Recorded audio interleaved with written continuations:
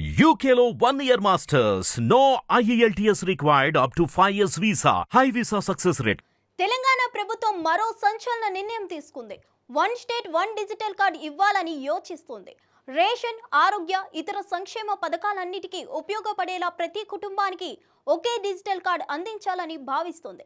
రాష్ట్రంలో కుటుంబ డిజిటల్ కార్డుకు జారీకి కార్యాచరణ చేపట్టాలని సీఎం రేవంత్ రెడ్డి అధికారులను ఆదేశించారు. సీఎం రేవంత్ జూబ్లీ హిల్స్ తన నివాసంలో వైద్య ఆరోగ్య పౌర సరఫరాల శాఖ అధికారులతో సమీక్ష నిర్వహించారు. ఈ సమావేశంలో మంత్రులు ఉత్తమ్ కుమార్ రెడ్డి, దామోదర్ రాజనరసింహ, ప్రభుత్వ ప్రధాన కార్యదర్శి శాంతికుమారి, పలు శాఖల ఉన్నతాధికారులు పాల్గొన్నారు. ఈ సందర్భంగా ప్రతి కుటుంబానికి ఒకే డిజిటల్ కార్డు ఉండే ప్రతిపాదనపై చర్చించారు.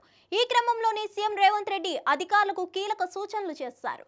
రాజస్థాన్, హర్యానా, కర్ణాటక వంటి రాష్ట్రాలు ఇప్పటికే కుటుంబాల సమగ్ర వివరాలతో కూడిన కార్డులను జారీ చేశాయని, ఇందుకు సంబంధించి అధ్యయనం చేయాలని అధికారులకు సీఎం రేవంత్ రెడ్డి సూచించారు. ఈ కార్డుల వల్ల కలిగే ప్రయోజనాలను, ప్రజలకు బహుళ సేవల కోసం ఈ కార్డుల వినియోగంలో ఎదురవుతున్న సవాళ్లను విశ్లేషించి సమగ్ర నివేదిక సమర్పించాలని అధికారులను ఆయన కోరారు. ఏ కుటుంబంలో కొత్త సభ్యులు చేరినప్పుడు లేదా తొలగించాల్సి వచ్చినప్పుడు కార్డును ఎప్పటికప్పుడు అప్డేట్ చేసుకునేలా వ్యవస్థ ఉండాలని ఆదేశించాలని సీఎం రేవంత్ రెడ్డి చెప్పారు. తెలంగాణ వ్యాప్తంగా ప్రతి శాసనసభ నియోజకవర్గం పరిధిలో ఒక పట్టణ, ఒక గ్రామీణ ప్రాంతాన్ని ఎంపిక చేసుకుని పైలట్ ప్రాజెక్ట్ కింద కార్యాచరణ ప్రారంభించాలని చెప్పారు. అర్హులందరికీ సంక్షేమ పథకాలు అందేలా ఫ్యామిలీ డిజిటల్ కార్డులు ఉండాలని, ఈ కార్డులతో లబ్ధిదారులు ఎక్కడైనా రేషన్, ఆరోగ్య సేవలు పొందేలా ఉండాలని తెలిపారు.